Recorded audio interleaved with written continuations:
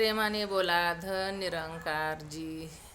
बघा, जेव्हा चांगदेव महाराज हे ज्ञानेश्वर माऊली त्यांना भेटायला जाण्याचं त्यांनी ठरवलं, तर चांगदेव महाराजांनी काय केलं, ते वाघावर बसले त्यांना भेटायला जाण्यासाठी.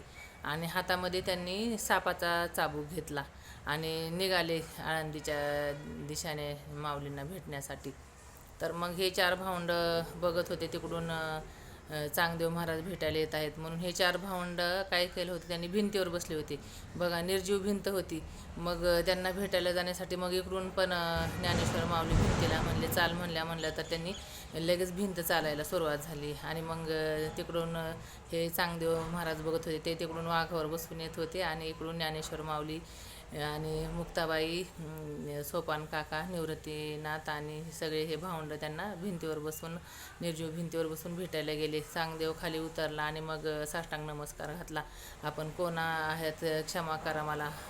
मग चांगदेव महाराज तिथं गर्व गेला. बघा, जीवनात सद्गुरू नसल्या तर जीवन 1400 वर्ष जगले तरी पण ते कोरेच्या कोरे राहिले. आणि त्यांना छोट्या 7 वर्षाच्या मुक्ताबाईंनी उपदेश केला, प्रेमाने बोला धन निरंकार जी.